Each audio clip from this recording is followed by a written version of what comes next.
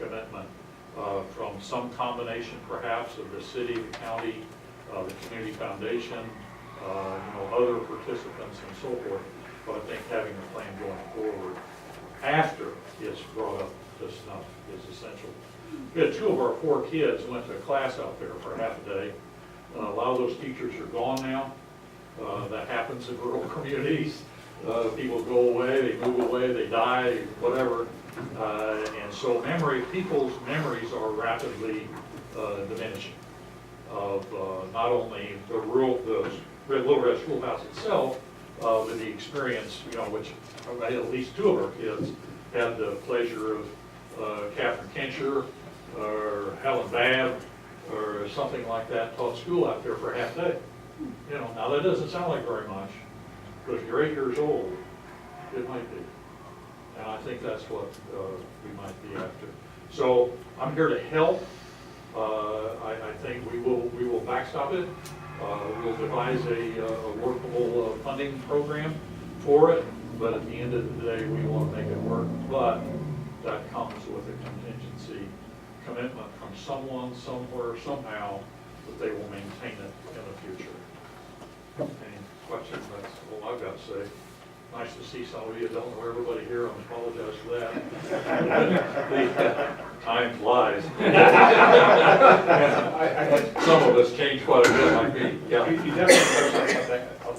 A number of people I've spoken to, one of their concerns is the city has had ownership and has ownership of this building.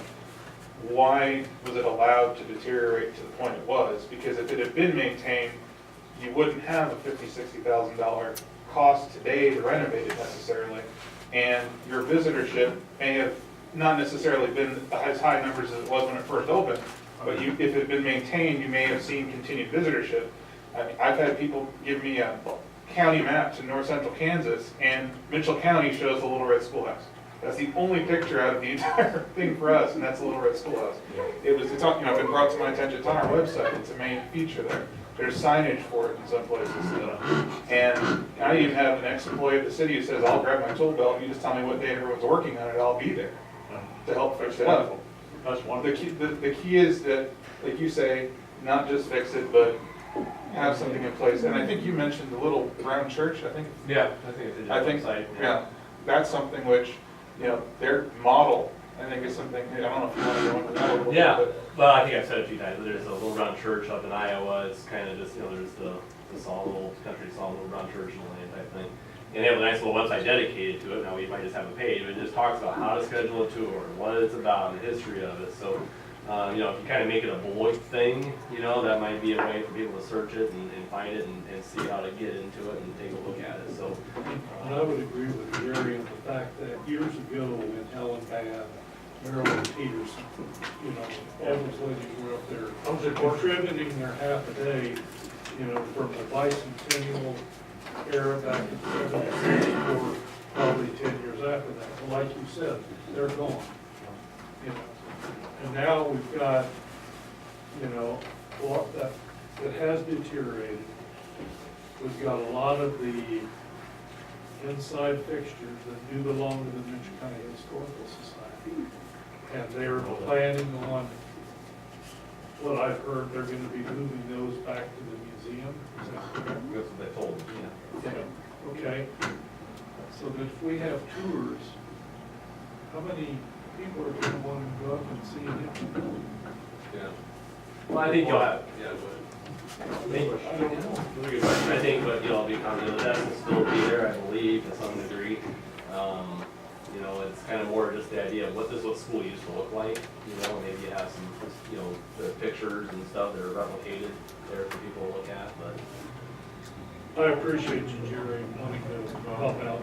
Yeah, I'm really, I know my dad was, for whatever reason, he really was interested in this, along with Warren McDonald and Harold Hill.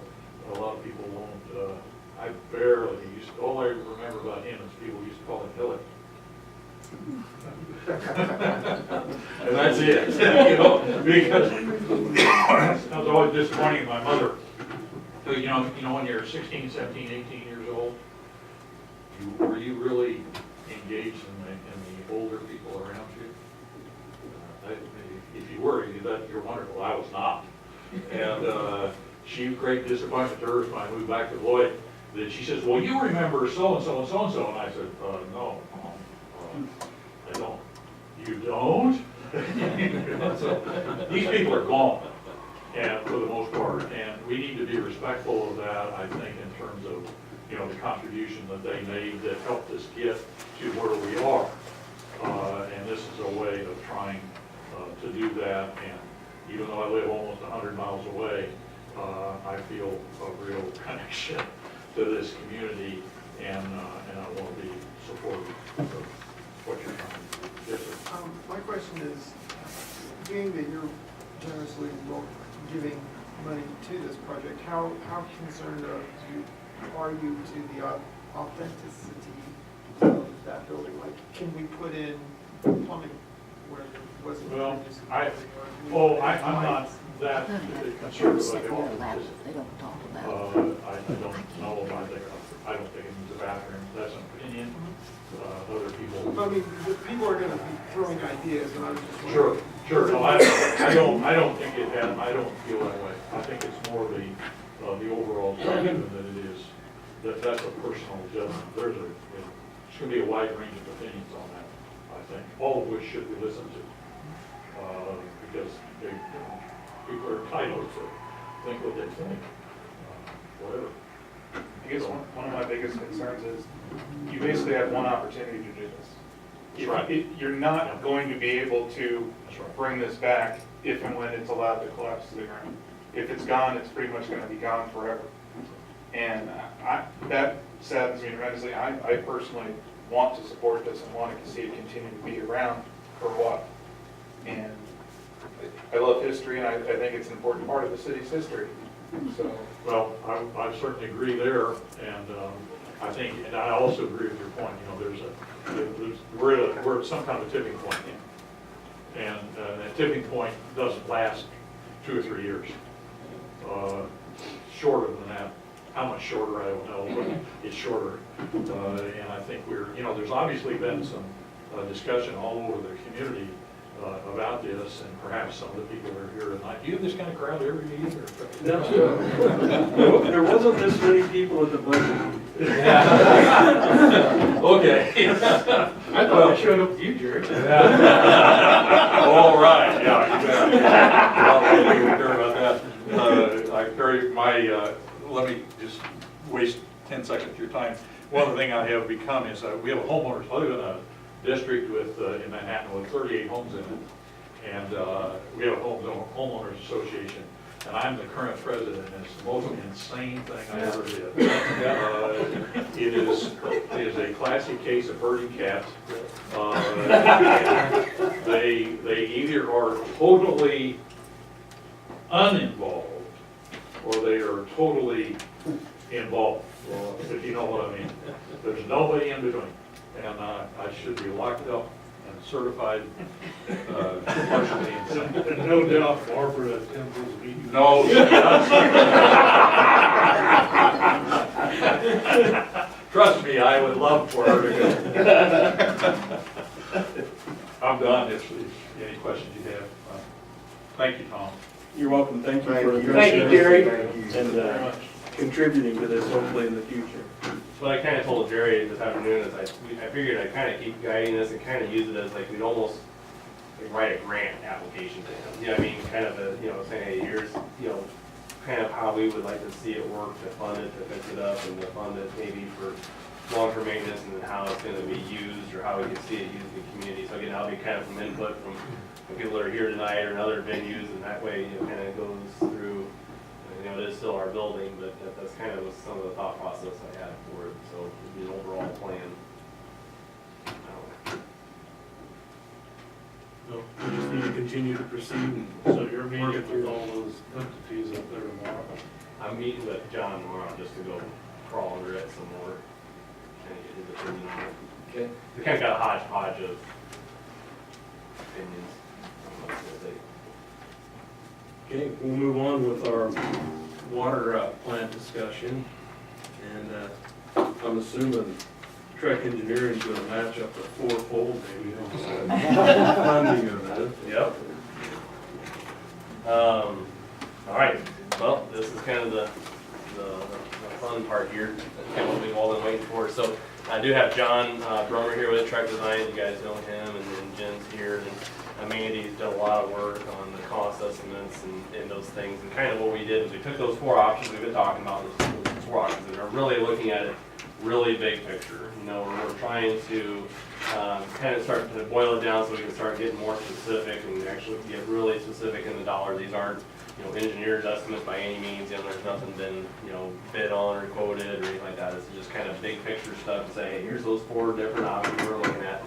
I guess, you know, maybe to start right off, you know, to let John speak, I mean, all four options are going to give us, the end product is going to be really good water. You know, it's kind of more, you know, some of the caveats, the operating costs, you know, the upfront costs, some of the pros and cons of those things that we probably want to talk about tonight, and then it's kind of say, hey, what does that look like as far as a cost per 1,000 gallon type metric for each of those options on both a 20-year and a 30-year type bond. You know, again, this is big numbers, big stuff we're talking about here, and also on a just what does that look like for, you know, my bill or, you know, Tom's, or, you know, a grant, you know, a fixed income, you know, one person household that uses very little water, or a business that uses a lot of water, those types of things. And so to kind of dive right into it, kind of on your first sheet, I'm going to pull up my better sheet here because it's easier to read. I guess I'll kind of hand it over to John again, just to kind of just hit the highlights on each one of these different options, kind of the technologies behind them. Kind of just hit on a little bit of the pros and cons of them, and, you know, basically tell us that all four are going to give us really safe and good water. Yeah. So John, I'll let you hit it from there. Yeah. So I need to come up here and just talk from here. Yeah, you're fine. Yeah, so we looked at four options. Two options are taking water from the existing water source at the river and upgrading the existing plant. The other options are looking at a new plant, both with lake water and river water. So option one, and all of them are looking at 2 million gallons a day. The current plant gives you 1.5 million gallons a day. Option one is remodeling existing plant using the existing Solomon River source. So the new equipment is listed there, what would be required. We're looking at ultrafiltration or reverse osmosis, and ahead of that is some high rate clarifiers. This is exactly what we piloted out at Water 2. So this is what we've decided will meet the water quality goals for the city most economically. You know, looking down the road at future regulations, you know, addressing softening and getting rid of all dissolved solids that we get both out of the lake and the river.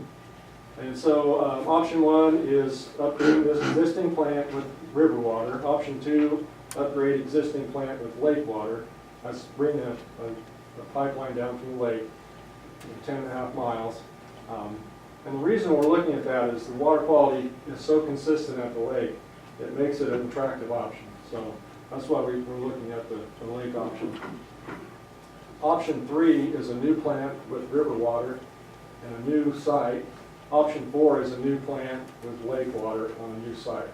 Now, on all these options, we're trying to utilize what's still valuable at the plant, the pumping, high service pumping, the distribution system, as well as the clarifier, the storage tank there in the ground. So for all options, we're still going to utilize some of the infrastructure there.